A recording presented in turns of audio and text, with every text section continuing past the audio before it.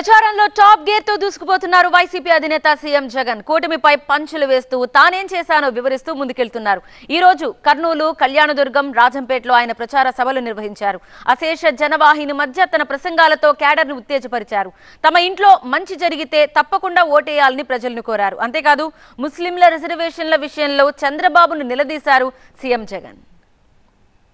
మైనారిటీల పట్ల ప్రేమ చూపుతూ ఒక్క డీబీటీ స్కీములు, ఇళ్ల పట్టాలు, ఇళ్ల నిర్మాణం, షాదీ తోఫా వంటివి మాత్రమే కాదు, ఉర్దూను రెండవ అధికార భాషగా ప్రకటించడం మొదలు 4 మైనారిటీలను ఎమ్మెల్సీలుగా, 4 ఎమ్మెల్యేలను గెలిపించుకోవడమే కాకుండా 5 ఏళ్లు నా పక్కనే నా మైనారిటీ సోదరుని ఉప ముఖ్యమంత్రిగా నా పక్కనే పెట్టుకున్నా.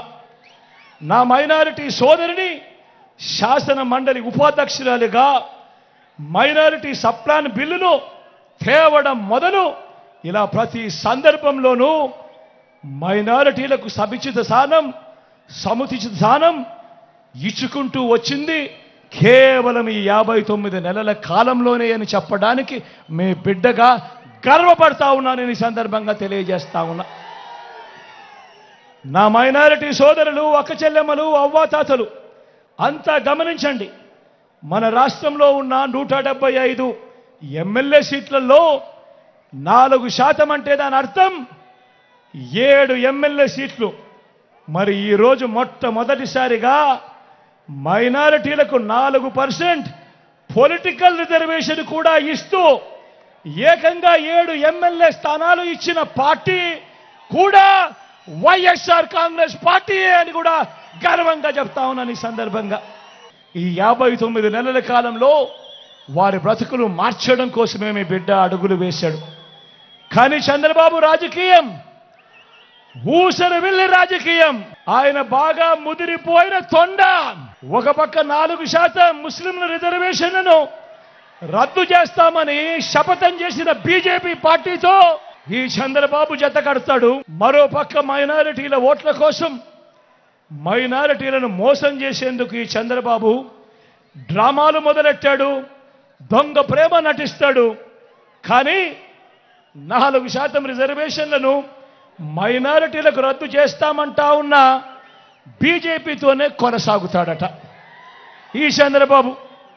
మరి ఇంతకన్నా ఊసర వెళ్ళి రాజకీయాలు ఎక్కడైనా ఉంటాయా అని అడుగుతా ఉన్నాడు మీ బిడ్డ. నేను చెప్తా ఉన్నా, 6 100 100 6 4% రిజర్వేషన్లు ఉండి తీరాల్సిందే. ఇది మీ జగన్ మాట, ఇది వైఎస్ఆర్ బిడ్డ మాట. ఏ రోజు కూడా ఏ స్కీము తీసుకొచ్చి ఏ పేదవాడికి మంచి చేసినా పుణ్యం కట్టుకోలేదు చంద్రబాబు. ఆయన జీవితం అంతా కూడా మోసాలు, ఆయన జీవితం అంతా కూడా అబద్ధాలు. ఆయన అధికారం ఆయనకు వచ్చిన ప్రతిసారి కూడా పేదవాడు బాగుపడింది లేదు. అధికారాన్ని ఆయన దుర్వినియోగం చేస్తూ ఆయన చేసింది ఏమిటి అంటే దోచుకోవడము, దోచుకున్నది పంచుకోవడం మాత్రమే చంద్రబాబు చేశాడు. కాబట్టి చంద్రబాబు నాయుడు దగ్గర డబ్బులు దండిగా ఉన్నాయి. మీ బిడ్డ మాదిరి చంద్రబాబు మీ బిడ్డ బటన్లు నొక్కాడు కాబట్టి మీ బిడ్డ దగ్గర డబ్బులు లేవు. కానీ చంద్రబాబు బటన్లు నొక్కలేదు, పేదవాడికి డబ్బులు ఇచ్చింది లేదు, పేదవాడికి స్కీములు ఇచ్చింది లేదు. చంద్రబాబు చేసిందల్లా అదే డబ్బు, మీకు ఇవ్వాల్సిన డబ్బును తాను దోచుకున్నది పంచుకున్నాడు. చంద్రబాబు ఆ డబ్బులు మీకు ఇస్తే ఏ ఒక్కరు డబ్బులు వద్దు అని చెప్పొద్దండి. ఎందుకంటే ఆ డబ్బంతా మందే, మన దగ్గర నుంచి దోచేసిన సొమ్మే అదంతా. కానీ ఓటు వేసేటప్పుడు మాత్రం ప్రతి ఒక్కరూ 2 బటన్లు ఫ్యాన్ మీద నొక్కాలి. లంచాలు, వివక్ష లేని పాలన జరగాలన్నా, మన పిల్లలు, వారి చదువులు, వారి బడులు బాగుపడాలన్నా, మన వ్యవసాయము, మన హాస్పిటల్లు మెరుగుపడాలన్నా, ఇవన్నీ జరగాలంటే ఏం చేయాలి?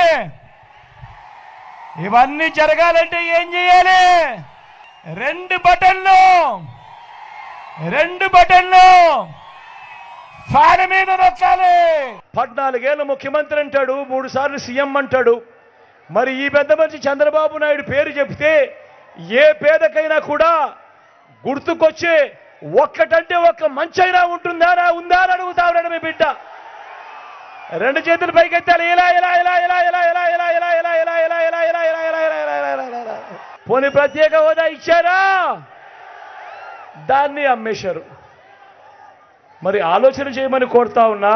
మన జిల్లాకు వచ్చి 3 ప్రాంతాలలో మీటింగులు పెట్టి రాయచోటికి పోతే రాయచోటి కంటిన్యూ అవుతుందంటాడు జిల్లా హెడ్ క్వార్టర్స్, మదనపల్లికి పోతే మదనపల్లి జిల్లా హెడ్ క్వార్టర్స్ అంటాడు, రాజంపేటకు వస్తే రాజంపేట జిల్లా హెడ్ క్వార్టర్స్ అంటాడు. మరి నేను అడుగుతా ఉన్నా, ఇలాంటి వ్యక్తిని నమ్మచ్చా అని అడుగుతా ఉన్నాను మీ అందరి సమక్షంలో.